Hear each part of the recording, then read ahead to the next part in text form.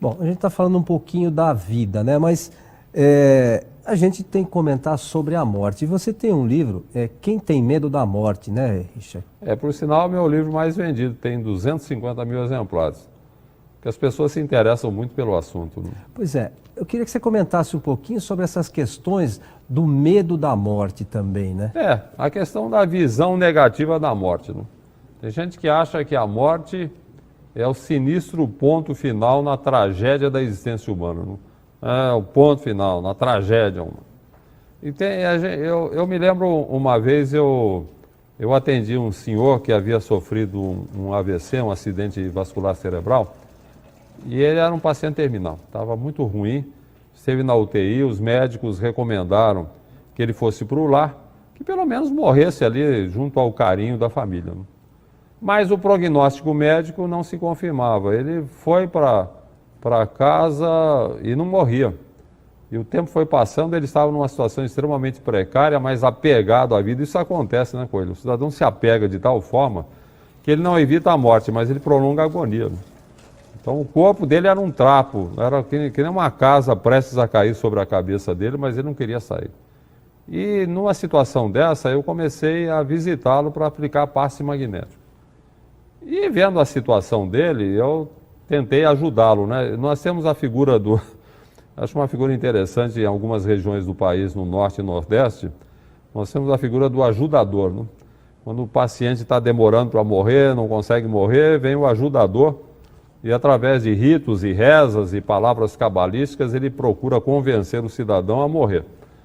Então, a gente não faz isso, nem no estado de São Paulo temos o ajudador. Eu dei uma de ajudador, mas de acordo com os princípios espíritas, né?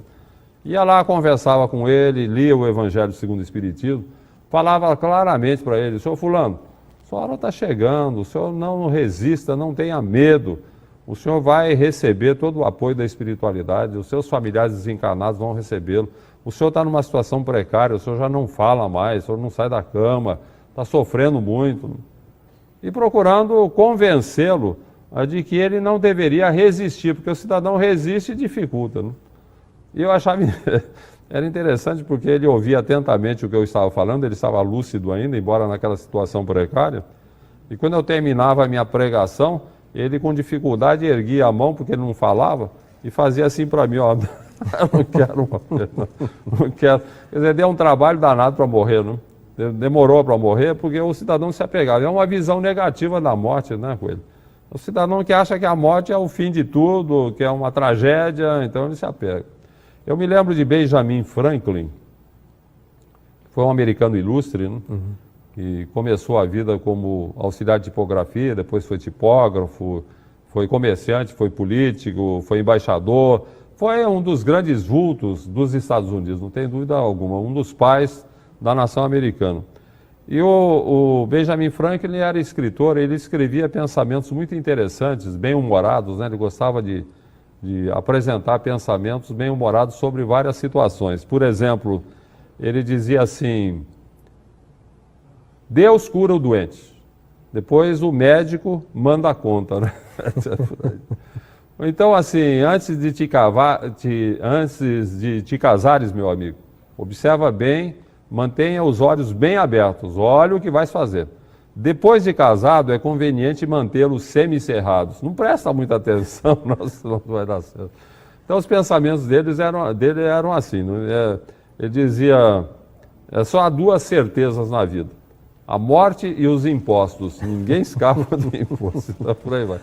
Mas eu queria dizer que o pensamento dele, mais interessante, diz respeito à sua condição reencarnacionista. Ele aceitava a reencarnação e mandou escrever na lápide a seguinte frase: aqui jaz, alimento para os vermes, o corpo do tipógrafo Benjamin Franklin, qual a capa de um livro cujo conteúdo foi inteiramente destruído. Mas o trabalho não está perdido, porque ele voltará numa nova edição, revista e melhorada pelo autor. Beleza de pensamento reencarnacionista. Ele está dizendo que a morte não é o fim, a morte é uma passagem, né? Faz parte do trânsito evolutivo de todos nós. Então é a visão iluminada da morte. Não, a morte é apenas uma transição. É uma vírgula, digamos, na enciclopédia da imortalidade. Se você tem uma visão iluminada da morte, você não tem medo da morte, você confia que a vida continua, que você será muito bem amparado, beleza. Você está vibrando positivamente, se cercando de energias positivas, terá um desencarne tranquilo, né? Diferente daquele que se apega, que tem medo, fica difícil para desencarnar, difícil para se adaptar à vida espiritual e tudo mais. E acaba criando um problema, muitas vezes, por todos os familiares que ficam. Não tem dúvida. Um sofrimento que não leva ninguém a nada, né, Richard? Não tem dúvida.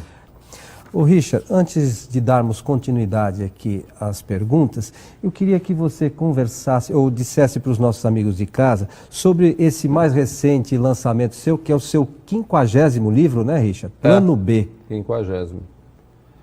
O Plano B é um romance, né? Eu já destaquei, inclusive, numa outra oportunidade, a ideia de fazer um romance para comemorar o 50º lançamento, e envolvendo situações aqui da Terra. Uma coisa que eu acho muito importante, Coelho, e que eu não vejo, infelizmente, na maior parte dos romances espíritas de atualidade, eu não vejo espiritismo. Eu acho uma coisa interessante. O cidadão escreve um romance, às vezes até mediúnico, que se diz um romance espírita, e toca levemente na reencarnação. Todos eles têm reencarnação, né? Falam em reencarnação e falam em vida espiritual, mas isso é de passagem apenas. O romance não tem nada de legitimamente espírita.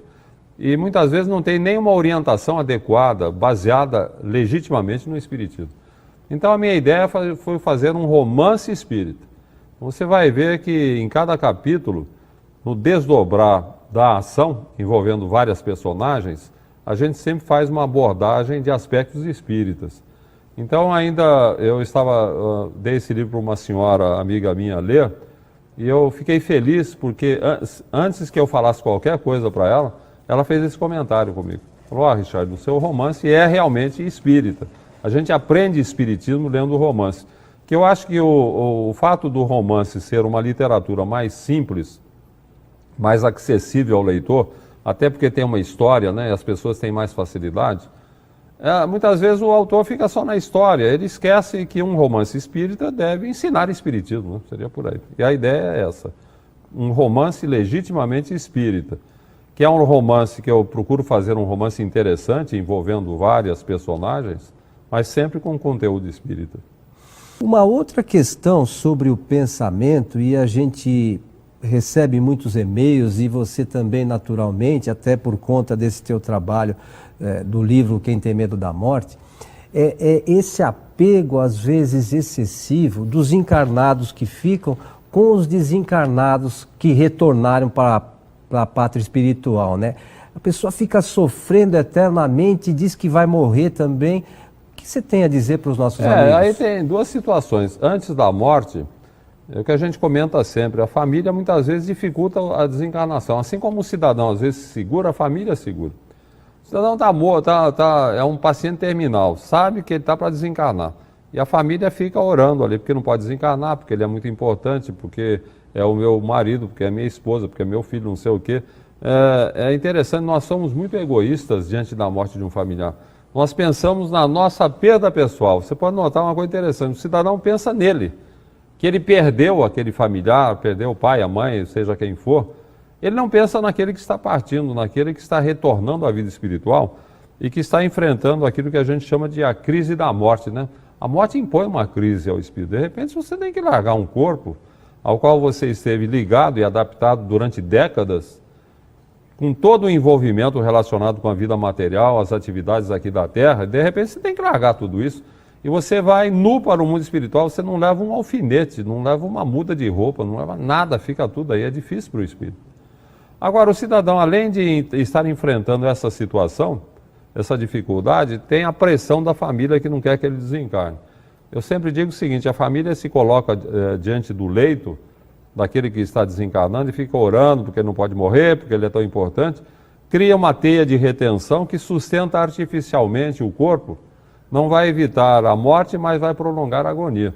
Então é uma situação que a gente está cansado de ver por aí. A família fica segurando o familiar. Quer dizer, o desencarnante ele vai sofrer mais, né? Era para ter um desencarne mais tranquilo, ele pode levar horas e até dias para desencarnar porque a família está segurando ali.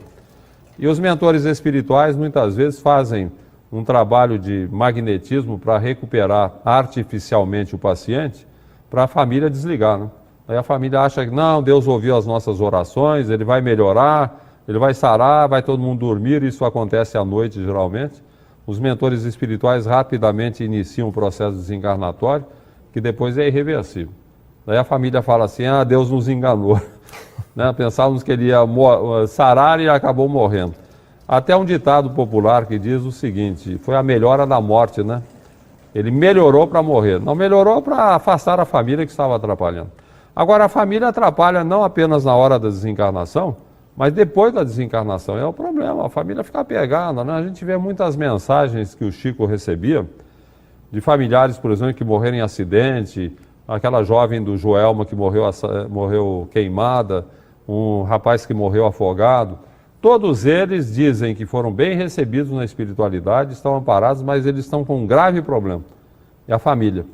A família fica pensando na morte do cidadão, eles revivem as circunstâncias da morte, sofrem muito. Eles, quando se manifestavam através do Chico, a gente vê isso muito no processo mediúnico, pedem, pelo amor de Deus, para a família que vá cuidar da vida, que esqueçam essa situação, que orem por eles, que entreguem nas mãos de Deus, não fiquem aí revivendo as circunstâncias da morte, não fiquem cultivando a inconformação, porque ficam perturbando o familiar, né? Ele vai ter mais dificuldade de adaptação. Então há muita ignorância em relação à problemática da morte, e a família, ao invés de ajudar, acaba atrapalhando o desencarnante, né? Eu sempre digo com ele, eu não quero dizer com isso que diante da morte de um familiar, você vai achar tudo muito bonito, né? Não, beleza. Não, claro, você vai chorar, você vai sofrer, né? Eu acho que o sentimento que você vai ter da partida, a saudade que você vai ter é uma coisa boa, porque diz que você ama a pessoa e o amor nos realiza como filhos de Deus. Agora, é preciso que você pense naquele que está partindo. Não pense em você, não pensa nele. Entregue nas mãos de Deus. Ainda outro dia eu estava conversando com uma senhora a respeito do assunto, e ela me perguntou qual a atitude ideal.